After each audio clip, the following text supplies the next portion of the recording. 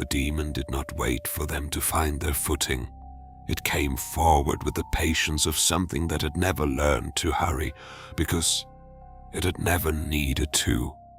The burning sword traced a slow arc through the air, and the heat that preceded it pushed against Xeona's face like an open hand. He stepped left, let it pass, felt his skin tighten from proximity alone. In his right hand, the red-gripped dagger pulsed, not warmth, not vibration exactly.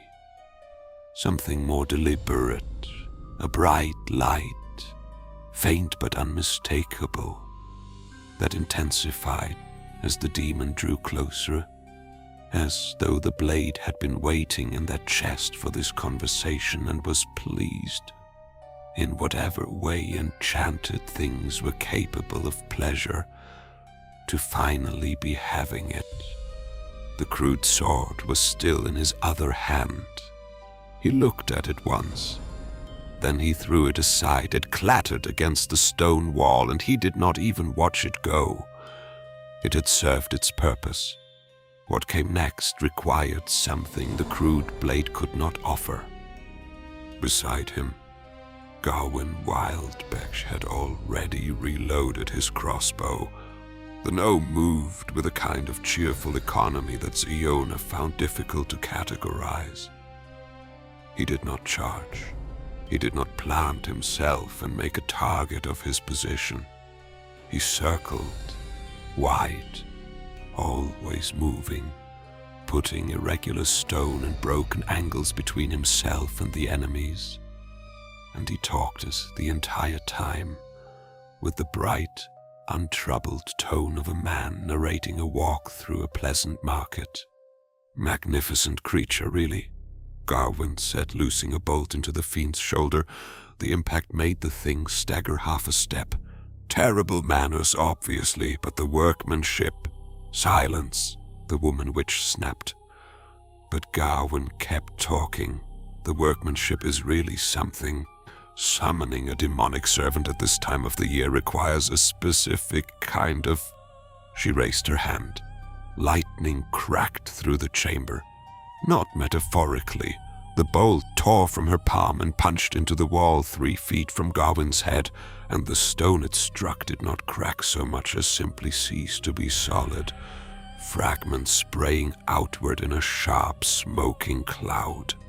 The gnome had already moved, had tilted at a slightly different angle than before, expression unchanged.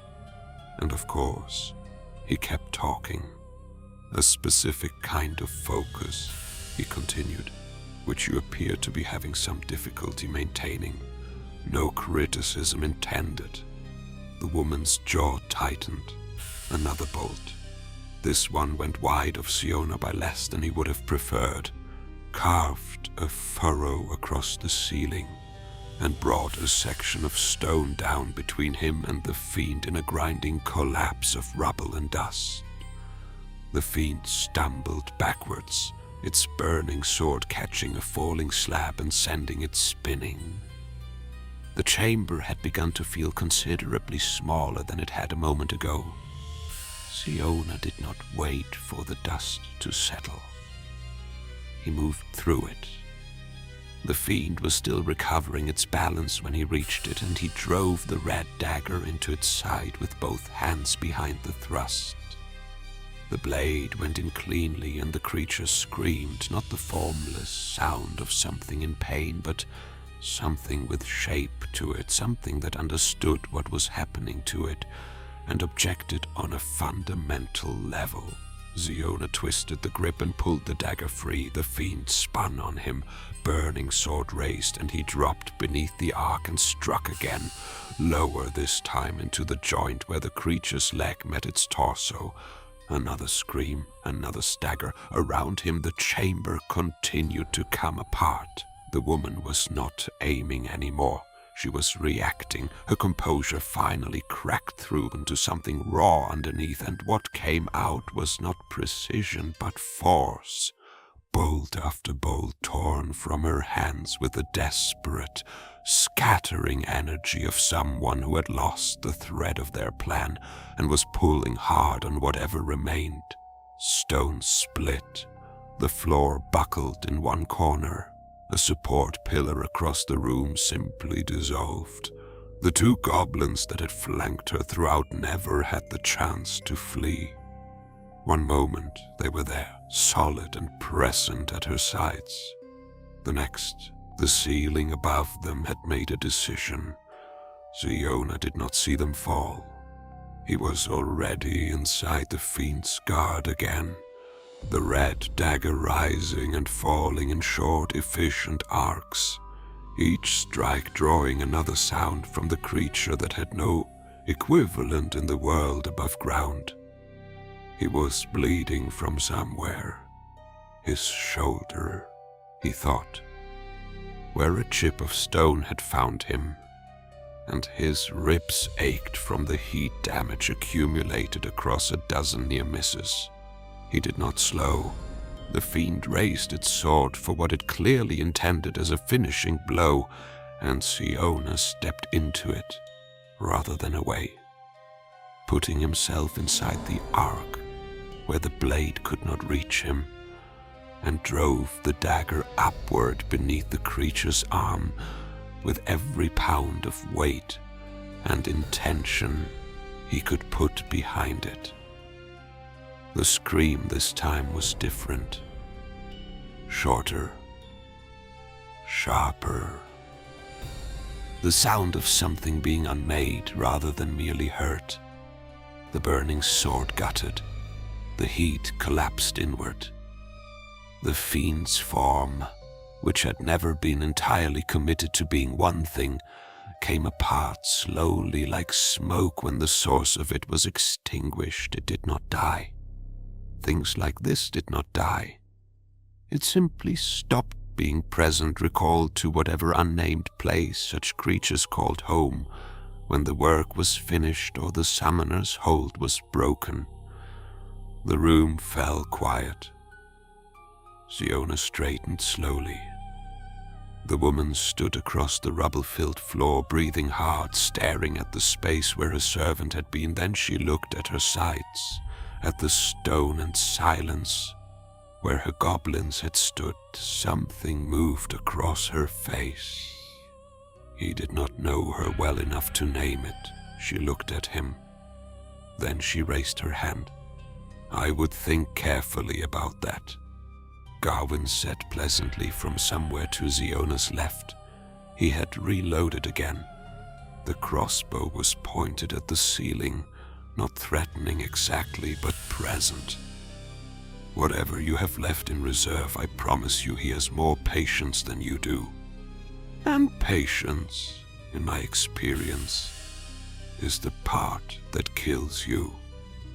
She did not lower her hand. "He is a ranger," she said. "He is," Gawin agreed. "A particular kind, though. The sort that doesn't back up." The gnome tilted his head, feather bobbing. "I've known a few. You can generally tell by the way they look at you just before the argument ends." Xeeona said nothing.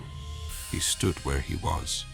The red dagger hung loose at his side, dark with whatever passed for blood in a creature like the one he had just unmade. He did not shift his weight, did not raise the blade, did not take a single step forward or back. He simply looked at her. The woman's hand trembled. She began to form something, a word, the architecture of a final spell, and then she stopped. Not because of Xeeona, not because of Gawin. She stopped because something struck her from behind, small and precise and placed with the knowledge of someone who had spent a great deal of time watching where a person was most unguarded.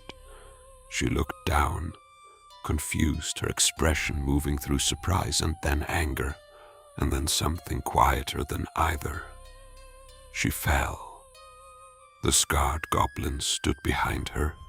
He held a short blade, his own, not one he had borrowed, and his yellow eyes were steady. He watched her fall without expression. Then he looked at Xeeona. Xeeona crossed the room and crouched beside the woman. She was still breathing. Barely. "The gnome," he said quietly. "He told you." Her eyes found his. The sharpness in them had not entirely left, but it no longer had anywhere useful to go. "He told you," Xeeona said again. "You should have listened." Her lips moved. Whatever she meant to say did not arrive. Then she was still. The scarred goblin regarded the body for a moment, then he looked at Xeeona, and for the first time since the clearing in the snow, since the crude sword left beside a sleeping man's hand, since the map drawn by unsteady fingers, since the ward's inscription gouged through in the dark, he opened his mouth. The words that came out were broken, worn down by a tongue built for a different shape of language, assembled from fragments of the common tongue in the same way the goblin's map had been assembled from fragments of memory and intention. "Thank," the goblin said. Then, after a pause, "You help, without knowing." Xeeona looked at him. "Why?" he asked. The goblin's yellow eyes moved briefly to the woman, then back. "She take us. Take the stone ones. Take everything." He touched the scar on his face, not self-consciously but deliberately, the way a person references evidence. "We have no choice until you come." Xeeona said nothing. He did not fully trust the creature. He was not certain he ever would. But he understood what it was to be used by something more powerful than yourself, to survive in the margins of someone else's design until an unexpected variable appeared. The goblin straightened. "Hope not to meet again, Ranger," he said. Then, with a formality that sat strangely on his scarred face but sat there nonetheless, "Good hunting." He turned and walked toward the staircase. Above them, the walls had begun to breathe differently. "We should go," Gawin said, appearing at Xeona's shoulder with a crossbow on his back and his hat at a slightly new angle. He looked up at the ceiling with the expression of a man assessing how long he had before a social occasion became inconvenient. Conjured architecture tends to have opinions when its architect stops having them. Xeeona rose. He looked at the red dagger in his hand for a moment, then slid it through his belt. He would think about what it was and where it had come from later in a place with fewer falling stones. Now would be appropriate, Gawin added.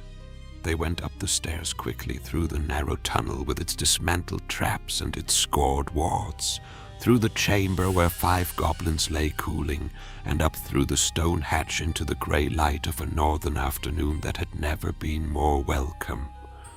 Behind them, beneath the hill, the structure settled, not dramatically, not with noise or fury, simply the way conjured things dissolved when the intention behind them was gone. The hill exhaled, and the ruin was not there anymore, and the forest closed over the absence as if it had been waiting for the opportunity.